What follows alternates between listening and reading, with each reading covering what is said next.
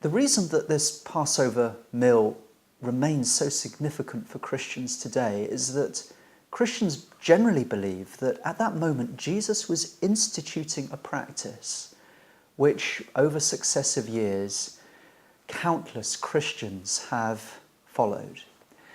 Jesus at that moment, when he took the bread and he took the wine at the table with his disciples, instituted what became known as the Eucharist or the Mass or the Lord's Supper or the breaking of bread or Holy Communion. These are all different terms that are basically applied to the same kind of practice that continues in the Christian church even to this day. In the book of Acts, in Acts chapter 2, we read this of the early Christians. We're told that they devoted themselves to the fellowship, that is, to the community of Christian disciples, and to the apostles' teaching, and to the breaking of bread, and to the prayers. So one of the very first things that we read about the early Christians in the book of Acts is that they devoted themselves, among other things, to the breaking of bread. From the very beginning, from the birthday of the church, Christians were in the habit of getting together and breaking bread together, which commemorates what happened at the Last Supper that Jesus had with his disciples. In Acts chapter 20, we read about an early meeting, a service that took place in the Christian church. And we're told that the Christian followers came together and broke bread together. So for 2,000 years, Christians have been regularly, habitually coming together, breaking bread together, drinking wine or equivalent juice together, and in so doing, commemorating what happened at this Last Supper that Jesus shared with his disciples. It's therefore a moment of enormous significance in the Christian church today. Why is that? What's going on at the Last Supper? Well, let's focus on some of the words that Jesus says when he's there at the table with his disciples. What Jesus says is very significant because it shows us that his death, that was going to happen the following day, was no mere accident. It wasn't a tragedy that came about completely unexpectedly. In fact, Jesus actually tells his disciples in Mark chapter 14 that the Son of Man must die, and this is to fulfill what has been prophesied in the scriptures. So Jesus at that last meal with his disciples has a clear knowledge of the fact that very shortly he is going to be led to his place of execution. He is going to die. And then what Jesus does is really important. He takes the bread and he says to his disciples, "Take it, this is my body." And then he takes the cup of wine and he says, this cup is my blood, which confirms the covenant between God and people. It is poured out as a sacrifice for many. There are two really important terms in there that we need to get to grips with if we're to understand the true significance of Jesus' death on the cross. Jesus refers to covenant and sacrifice. We'll take each in turn. Firstly, covenant. Now, a covenant is a kind of agreement that's made between two or more parties. It's an agreement of the most solemn kind. It's a binding agreement that two parties enter into, and it's an agreement that cannot be broken. A covenant cannot be terminated. It can be violated, it cannot be terminated.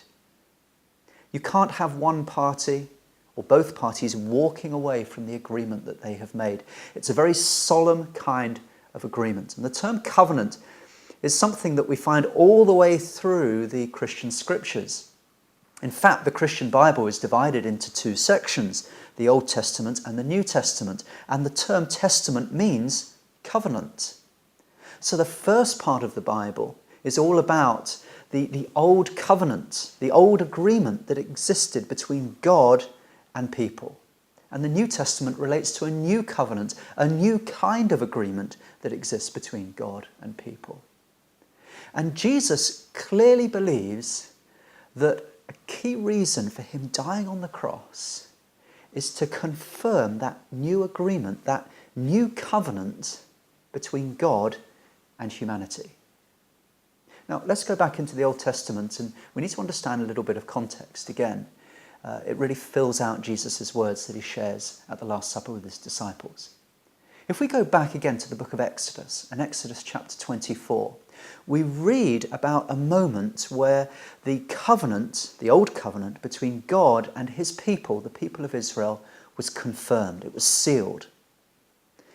God, for his part, promised that he would bless the people of Israel.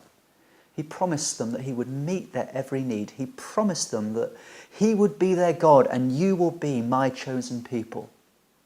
For their part, the people of Israel promised that they would do everything that God had told them to do. They would follow God's commands. They would live their lives in accordance with his will, as set out in the laws of the Old Testament. So that's the kind of agreement that God and his people entered into. And then in Exodus chapter 24, something very interesting happens. Moses, the leader of the people, takes some bulls. They are sacrificed, and Moses takes the blood and he walks among the people, sprinkling blood on the people. And as he does so, he says, the covenant between God and the people is now confirmed. It's sealed by blood. So when Jesus takes the cup and he says, this is my blood, which confirms the covenant between God and people, there's a lot of Old Testament background to that. In the Old Testament, a covenant between God and humanity was sealed. It was confirmed by the shedding of blood, the blood of an animal. And what Jesus is doing is saying that there's now a new covenant that's being implemented, a new kind of agreement between God and people. But an animal isn't being sacrificed. Instead, I am dying. My blood is being shed, and the shedding of my blood on the cross is establishing this agreement between God and humanity, an agreement in which God promises to bless humanity, liberating humanity from everything that oppresses them, bringing about a new exodus in their lives. That's the concept of covenant. Let's move on and consider the concept of sacrifice. Jesus says, this is my blood, which is a sacrifice poured out for many. Jesus is saying, in effect, that I have come as a sacrifice. My death on the cross is to be understood as a kind of sacrifice. And once again, of course, this has a huge amount of Old Testament background, because in the Old Testament, animals were regularly sacrificed in order to secure the forgiveness of sins. And Jesus is saying, I have come, I'm going to shed my blood as a sacrifice. Christians believe that when Jesus shed his blood on the cross, he did so in order to secure the forgiveness of sins, so that people could be in a right relationship with God, could have a clear conscience before God. It's telling, therefore, that in John's Gospel, not in Mark's Gospel, but in John, when John the Baptist sees Jesus coming to him, and Jesus is presenting himself to John as someone to be baptized, John the Baptist says, look, here is the Lamb of God who comes to take away the sins of the world. At that early point in Jesus' public ministry, John the Baptist recognizes that Jesus has come as a sacrificial lamb. Jesus has come to be a sacrifice.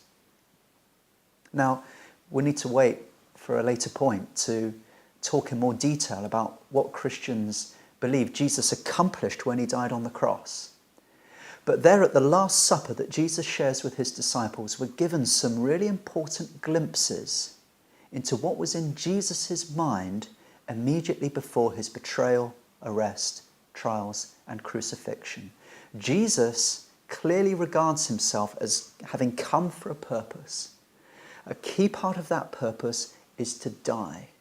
Jesus has come in order to secure a new covenant, a new kind of agreement between God and people. And he's come as a sacrifice for the forgiveness of sins.